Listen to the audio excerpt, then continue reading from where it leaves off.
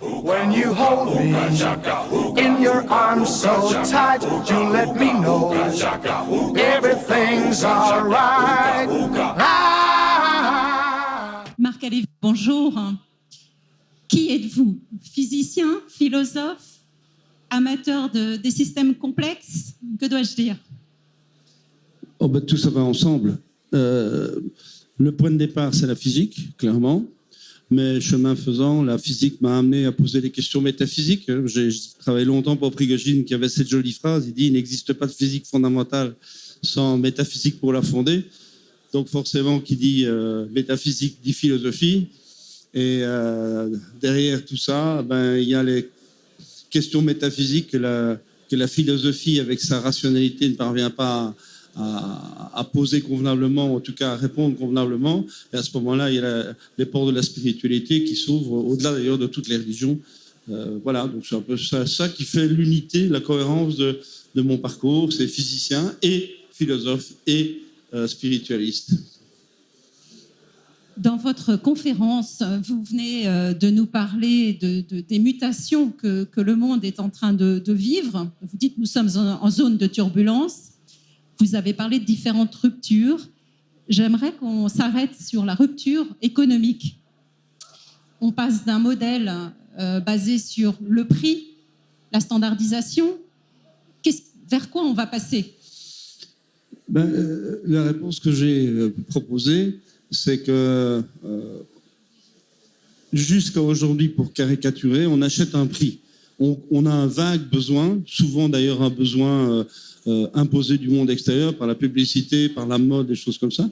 On croit avoir un besoin et puis on veut satisfaire ce besoin en achetant du prix.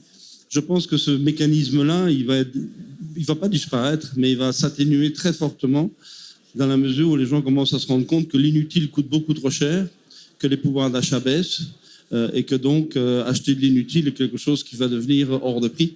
Et donc, je pense que les gens recherchent aujourd'hui des vraies satisfactions de leurs vrais besoins de vie, mais qui ont une vraie valeur d'utilité. Et donc, c'est ce basculement-là qui, à mon avis, est un des moteurs de la grande mutation du paradigme économique que nous vivons aujourd'hui. Vous avez parlé de la valeur d'usage. C'est quoi la valeur d'usage? La valeur d'utilité, c'est quel est le rapport entre l'utilité que j'en tire pour moi et ce que ça me coûte pendant toute la durée de vie de l'objet en question. L'exemple classique concernant ça, c'est un tableau de maître. Imaginez que je sois, ce qui est vrai d'ailleurs, un fou de Van Gogh. Je vais acheter un Van Gogh. Au niveau prix, c'est délirant. Mais imaginez que le fait tous les jours, 2 fois par jour, 5 fois par jour, en passant devant ce tableau de Van Gogh, ce tableau me donne une énergie de vie colossale qui fait que tout le reste va bien, que je suis heureux dans ma vie, je suis heureux dans mon amour, je suis heureux dans mon travail et que grâce à ça, j'ai une pêche intérieure remarquable. La valeur d'utilité du tableau, elle est là. Et en face, il y a un prix. Mais c'est pas la même chose. Et Nietzsche, qui avait une très très belle expression qui était terrible, il parlait à un moment donné du fait que donner quelque chose à quelqu'un auquel on ne tient pas infiniment, c'est pas un cadeau, c'est une aumône. Et il va plus loin et il a cette phrase terrible. Il dit « Tout ce qui a un prix n'a pas de valeur ». Tout ce qui a un prix n'a pas de valeur. Oui. J'aimerais qu'on passe à une autre rupture que vous avez évoquée, la rupture organique. Aujourd'hui, nos organisations sont basées sur un modèle hiérarchique. Vers quoi on s'oriente? Alors, il y a un sociologue qui est peu connu en France, qui était d'origine allemande, qui s'appelle Thinière. Et ce sociologue avait mis en avant une différence colossale. La différence entre la société et la communauté. Donc, oublions les communautarismes, les communautés salafistes, c'est les communautés au sens noble du terme. Une société est une juste association d'individus qui s'inventent des règles pour pouvoir vivre plus ou moins en bonne intelligence réciproque.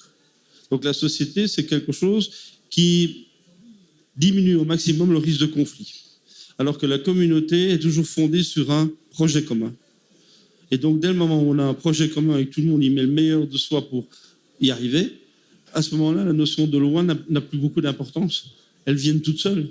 Et lui disait donc qu'il faudra un jour ou l'autre que l'humanité choisisse entre être une collection de sociétés ou une collection de communautés. Eh bien, moi, je pense que ce que nous sommes en train de vivre, c'est le basculement de l'un vers l'autre. toute la modernité s'est construite sur la notion de société, mais de plus en plus aujourd'hui, on voit la notion de communauté de vie qui est en train de remonter à la surface, que ce soit les quartiers dans les villes, que ce soit les villages, mais surtout que ce soit l'entreprise. Une entreprise, c'est une communauté de vie, c'est pas une machine à sous, c'est un organisme vivant qui donne sens à la part de vie que chacun vient y mettre tous les jours. Et donc là, je crois qu'on est vraiment conceptuellement dans une bifurcation intéressante. Est-ce que ça veut dire que la scission qu'il y a aujourd'hui entre sa vie professionnelle et sa vie personnelle, cette scission va s'atténuer ou pas forcément? Je pense que une des choses qui va être très marquante, c'est qu'on va voir la disparition du salariat. L'employé salarié est quelque chose qui était une très très belle solution à l'époque industrielle, qui a d'ailleurs été une belle solution à la précarité de la condition ouvrière et des choses comme ça. Il ne faut jamais l'oublier. Mais aujourd'hui, avec l'évolution des métiers, surtout les métiers immatériels, avec le télétravail, avec toutes ces incroyables transformations de la notion même de ce que l'on fait tous les jours, cette notion de salariat n'a plus beaucoup de sens. Et je pense qu'on va aller de plus en plus vers des êtres humains autonomes, ce qui ne veut pas dire indépendants, autonomes, c'est-à-dire interdépendants, des êtres humains autonomes qui vont avoir une vie faite de multi-activités. Et là-dedans, il y a des activités sociales, des activités personnelles, des activités familiales ou de couple, des activités lucratives, des activités non lucratives, des activités de loisirs, des activités d'études. Et je pense que cette multi-activité va être le fondement de la vie. C'est déjà ce qui se passe avec les générations Y et Z aujourd'hui. Ils sont déjà beaucoup plus en train de fonctionner comme ça. Et en réseau, bien entendu. Le réseau étant un magnifique, pas compromis, et une belle synthèse entre l'autonomie de l'individu, mais l'interdépendance des individus. Et là, c'est effectivement une belle définition du réseau. Marc Halévy, une dernière petite question. J'ai vu sur votre site une formule qui m'a intriguée. La pluie ne mouille pas les poissons. Oui, alors ça, c'est une belle sortie.